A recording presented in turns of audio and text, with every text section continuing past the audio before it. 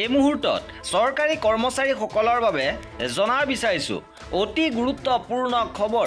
July মাহত কেন্দ্ৰৰ লগতে ৰাজ্য চৰকাৰ কৰ্মচাৰীৰ দৰমহা কিমান বৃদ্ধি পাব। দৰমহা বৃদ্ধি সম্পৰ্কত গুৰুত্বপূৰ্ণ আপডেট আহিছে।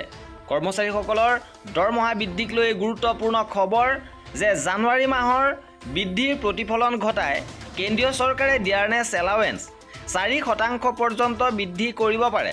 ইয়াৰ উপৰিও হাউচ ৰেণ্ট এলাউৱেন্স HRAৰ দৰে ব্যৱস্থাই কৰ্মচাৰীসকলৰ যথেষ্ট পৰিমাণে দৰমহা বৃদ্ধিত অৰিহণা যোগাব।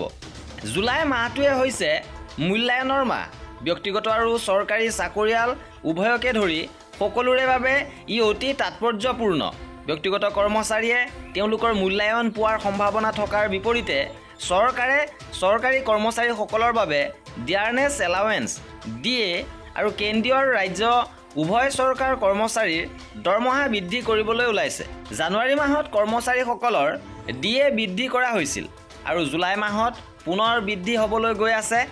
জানুৱাৰী মাহত কেন্দ্ৰীয় চৰকাৰে DA 4% বৃদ্ধি কৰি 50%লৈ বৃদ্ধি কৰিছিল, যিটো ৰাজ্য চৰকাৰ কৰ্মচাৰীৰ ক্ষেত্ৰতো 50%লৈ বৃদ্ধি পাইছে। আৰু জুলাই মাহতো এই ভাত্তা 1% অৰ্থাৎ 4% বৃদ্ধি কৰিব পৰা যাব বুলি ইতিমধ্যে বাতৰি প্ৰকাশ পাইছে। যদি কোনো চৰকাৰী কৰ্মচাৰীয়ে 50,000 টকাৰ মৌলিক দৰমহা লাভ কৰি আছে, তেন্তে DA অৰ্থাৎ 2,000 টকা 4% বৃদ্ধি পাব। ইয়াৰ অৰ্থ হ'ল জুলাইৰ পৰা সকলো কৰ্মচাৰীয়ে 2,000 টকা বৃদ্ধিৰ আশা কৰিব পাৰে। অৱশ্যে DA মাত্ৰ 3% বৃদ্ধি কৰা হ'ব বুলিও খবৰ আহিছে।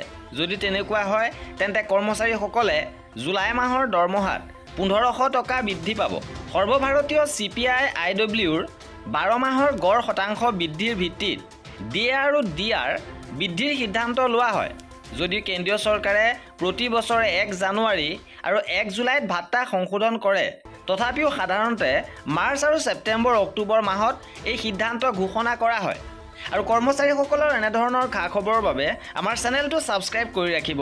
ভিডিঅ'টো শেষলৈকে চোৱাৰ বাবে বহুত ধন্যবাদ।